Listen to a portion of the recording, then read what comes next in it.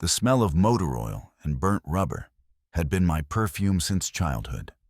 Growing up in Sullivan's Garage, I learned to read engine sounds before I could properly read books, could diagnose a transmission problem by the way gears ground together, and understood that respect in this business was earned one perfect repair at a time.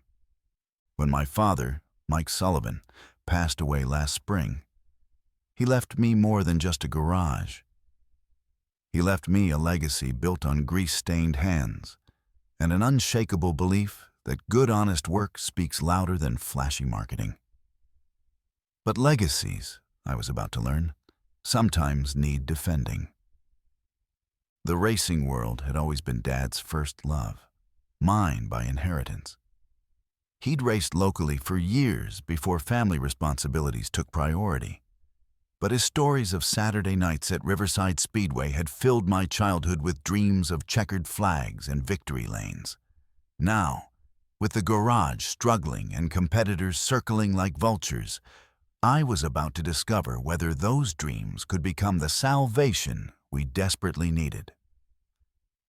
What started as a simple decision to honor my father's memory by entering one race would become something much bigger. A battle for respect, a fight for survival, and ultimately, a chance to prove that sometimes the biggest victories come not from crossing the finish line first, but from refusing to let others define what's possible. Saturday morning at Riverside Speedway, I unloaded the Mustang with trembling hands. This wasn't just another race. This was my chance to honor Mike Sullivan's legacy, my father's legacy. The contrast between our modest setup and the competition was stark. While we had a single trailer and a handful of volunteers, Harrison Reed's team commanded the paddock with gleaming transporters, a crew of 15, and a purpose-built race car that looked like it belonged in a professional series. Their driver, a former semi-pro I recognized from the regionals, watched our preparation with barely concealed amusement. But it was the whispers that cut deepest. "That's her, Sullivan's kid. Charity case. Bet she doesn't finish 10 laps."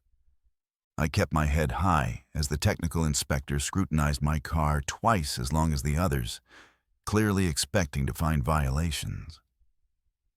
The drivers' meeting was worse. 25 drivers, 24 men, and me. I tried to blend into the back row, but Harrison Reed had other plans. "Emma, so glad you could make it. Thought you'd back out." His voice carried across the room like a challenge. "Interesting car you brought. Family heirloom, right? Brave choice for a serious race." The race director's call to order saved me from responding, but the damage was done. Every eye in that room had already decided I didn't belong.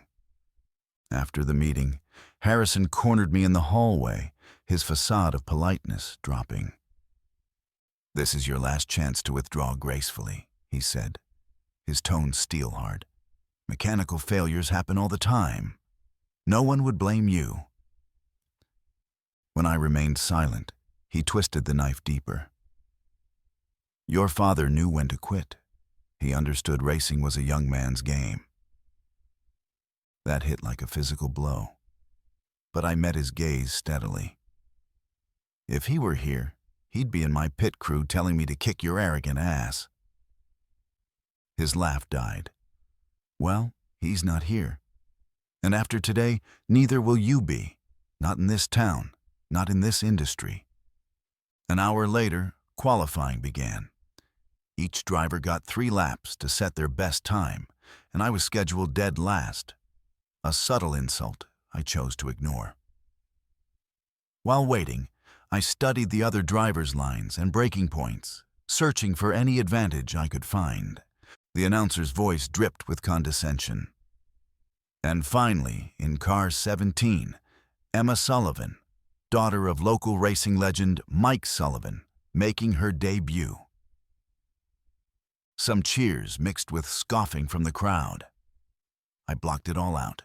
First lap, cautious, learning the track.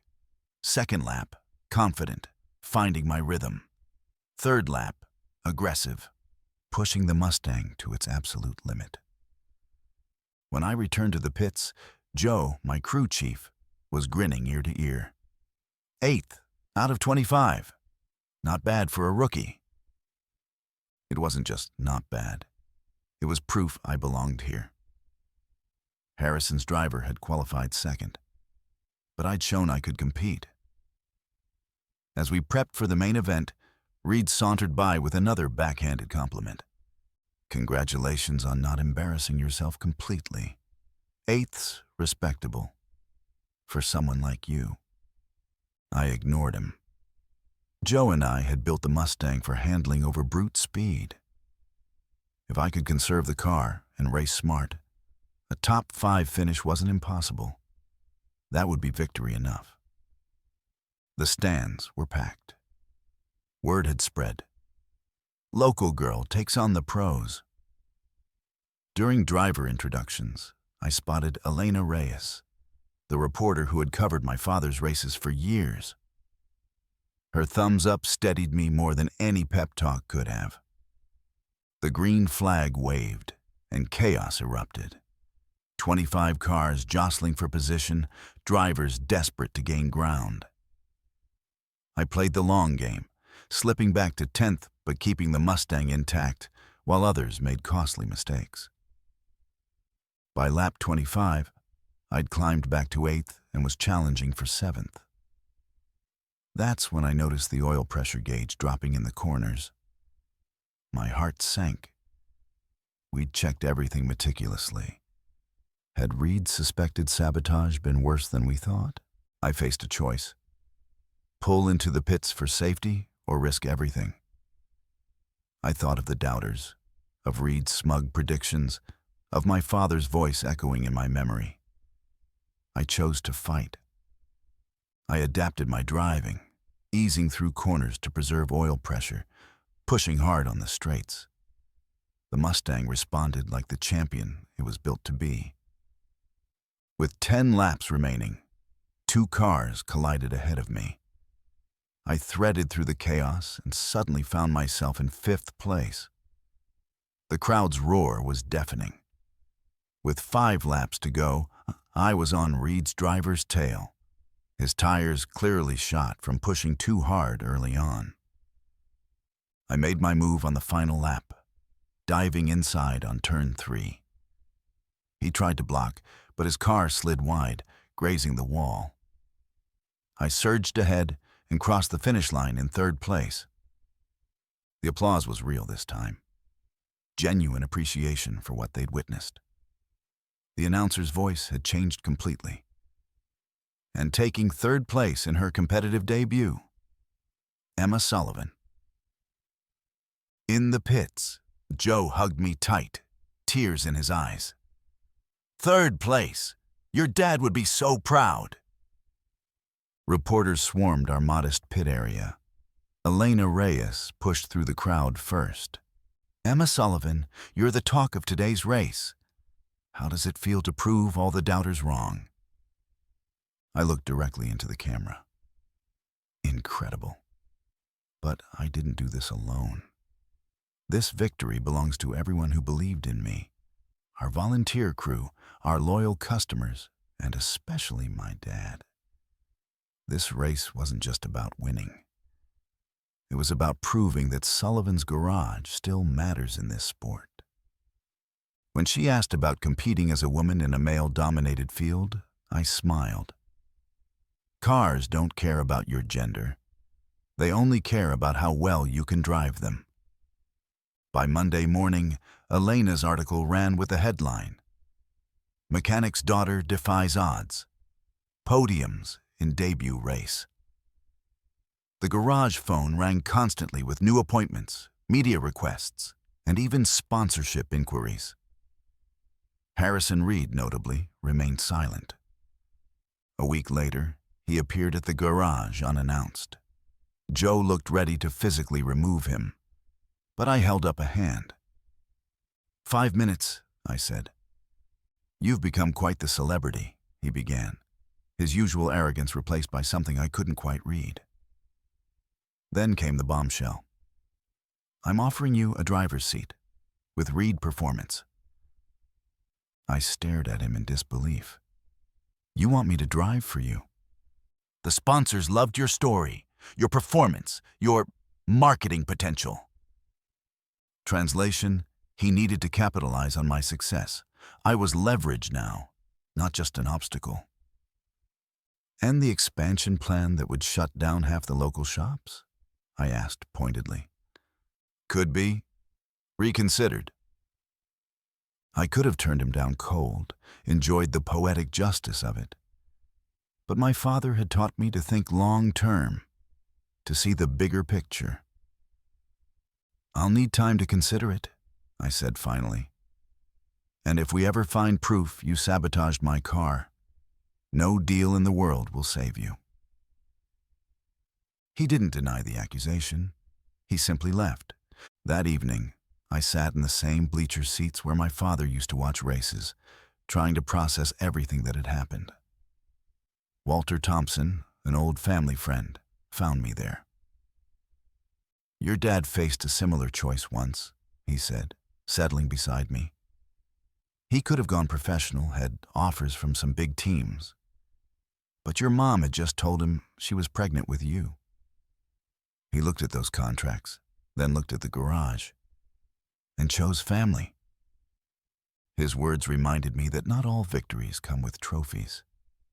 Monday morning, I called Harrison with my decision. I won't drive for Reed Performance, I told him. I'm a Sullivan. We race for ourselves. But I have a counter-proposal. I slid my terms across the table when we met. A partnership. Sullivan's Garage would remain fiercely independent, but together we'd co-found a community racing school, open to everyone, regardless of gender, background, or budget. You'll save face with your sponsors, I explained. I'll preserve my family's legacy. We both win and the sport gets better. After a long silence, he extended his hand. Your father would be proud. The Sullivan Reed Racing Academy officially opened adjacent to my garage, its first class boasting 10 eager students, 4 of them young women inspired by my story. Business was booming at the garage. I continued racing with better equipment and sometimes even a professional pit crew. And Harrison and I had settled into an uneasy but productive alliance. He never admitted to the sabotage, and I never found concrete proof.